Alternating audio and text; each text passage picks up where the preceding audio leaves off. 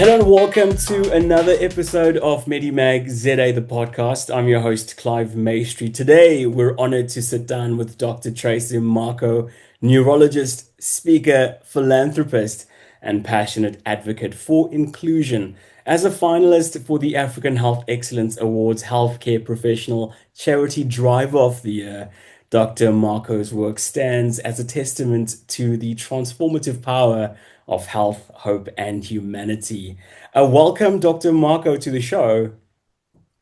Thank you so much, Clive. It's wonderful to be here. Awesome. Doc, congratulations first off on your nomination as Charity Driver of the Year. What does this recognition mean to you personally and professionally? Oh my goodness, it was such a surprise for me to actually be nominated because I often think that I'm doing everything behind the scenes. Um, for me, charitable work, I love the saying, charity begins at home. So I am a self-appointed advocate for inclusion of people with neurodiversity. And I think that is a wonderful thing. So I am glad that somebody recognizes that work. No, congratulations nonetheless. Doc, can you share the story behind the Dr. MT Marco Mkwanza Foundation and what inspired you to start it? My inspiration is my daughter. I think I mention her everywhere I go because she is born with a lot of neurodiverse conditions, including autism, ADHD. And as a mother, it was such a shock for me to realize how many limitations exist in healthcare, how many limitations exist in social interaction, and the limitations that are there even in terms of schooling. So that is the main reason for opening of the foundation so that I can help another family who is struggling to navigate issues around neurodiversity, whether it is due to lack of access of information or it is due to lack of access to proper support, especially financial support, because educating a child with a disability is quite expensive, as we all can imagine. And for those people that find themselves in a lower income class, the stress become even more on them in terms Mm. of trying their best to provide for these children. That is wonderful, and I believe inspiration gets us through so many things. So that's phenomenal. Congratulations on that one. Your advocacy for differently abled individuals is a core part of your mission. What are some of the Yes. biggest challenges they face in accessing quality healthcare? I think the biggest challenge we have is in terms of awareness. I think when a person is differently abled, it is important for us and for them to know what is the disability, and so much so that it affects where they go for school, it affects what types of therapies they need. So, in so much as I say I advocate for inclusion, I mean that the inclusion should be in so much as the person with the disability needs. So it cannot be that a child who has severe intellectual developmental disorder can be included in a normal class with Mm. normal abled, 12-year-olds. So in that manner, I mean that the inclusion should be suitable in providing the needs of that child. So if it is a child with ADHD, for example, they need to be properly diagnosed with ADHD, and then we need for them to be at least on the correct doses of the correct medications in order for them to be then assessed as to whether they can be included in a normal classroom or should they be given a special kind of educational inclusion? Mm. No, I think access to quality healthcare is such a big talking point in the country at the moment. So I'm so glad that you are, providing this umbrella of notes to include a lot of patients that wouldn't ordinarily have a voice or an inclusive, strategy or pathway. How do you balance your roles as a neurologist, speaker, and philanthropist while maintaining your own well-being? It is important to take care of self because I believe that it is going to be impossible for me to pour from an empty cup. So, in so much as I take care of my own well being, I attend my wellness visits at my doctor's, and I take general care of my mental health as well, which is something I'm very passionate about. I encourage also for my patients and the public at large to also take care of themselves. And I think, in so much as it affects families who are navigating neurodiversity, the one important thing is caregiver fatigue, who takes care of the caregiver.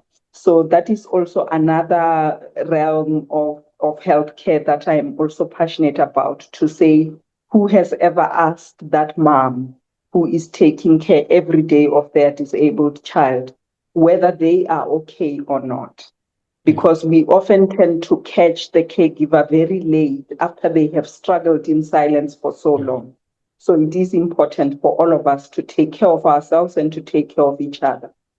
No, I think that is so, so important because I think for a long time, Doc, I think mental health has been such a taboo subject. And I'm so glad in this day and age, it's made that patients and people and even medical professionals can come forward and say, listen, I'm struggling. So I think that's such an Mm. important topic.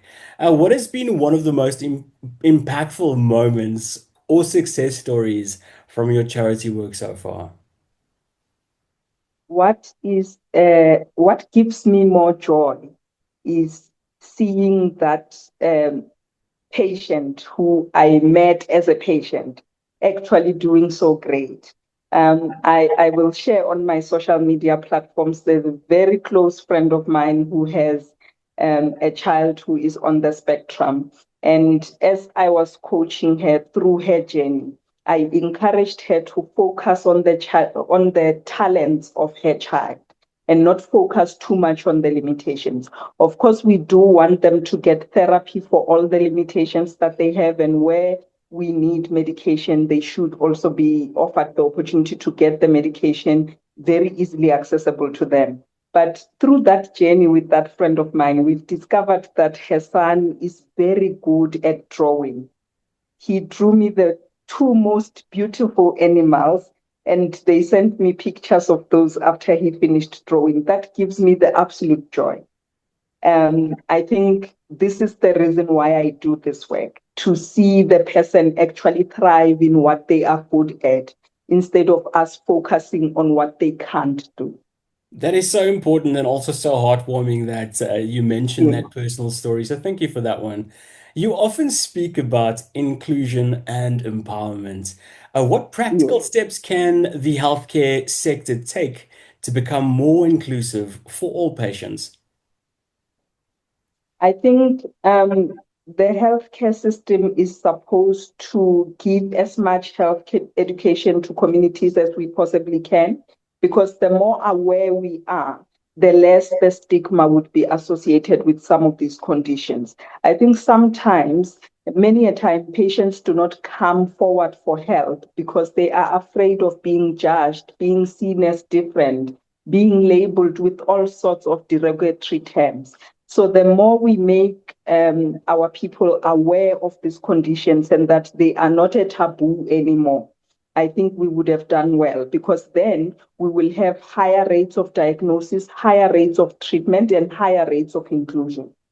No, that is incredibly important that you mentioned that. How do you engage and inspire your peers and the next generation of healthcare professionals to get involved in charity work?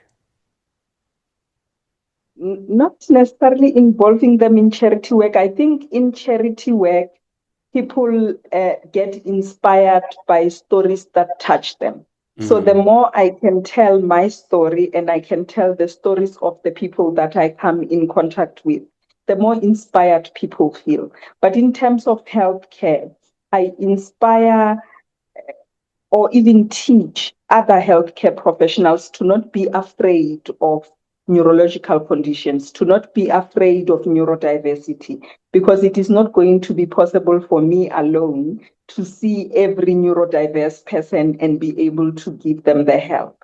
So I go around at different symposiums, Zoom meetings, and all that stuff to go and educate healthcare professionals as well in terms of how to recognize the signs of these conditions, where to refer the patients, and what are the best forms of treatments that I have found to work for most of the people.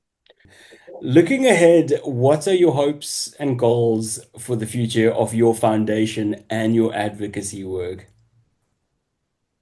Um, I hope that my foundation will get sponsorships so that we can be able to touch as many families as we possibly can. And I hope I leave behind a legacy of an African lifting another African, because I believe so much in the principle of lift as you rise. So if I can lift another family to be able to take better care of their relative with neurodiversity, and that person reaches their potential, then I think I would have done what I have been called for. That is absolutely beautifully put. Thank you for that one. Doc, how can the public vote for you?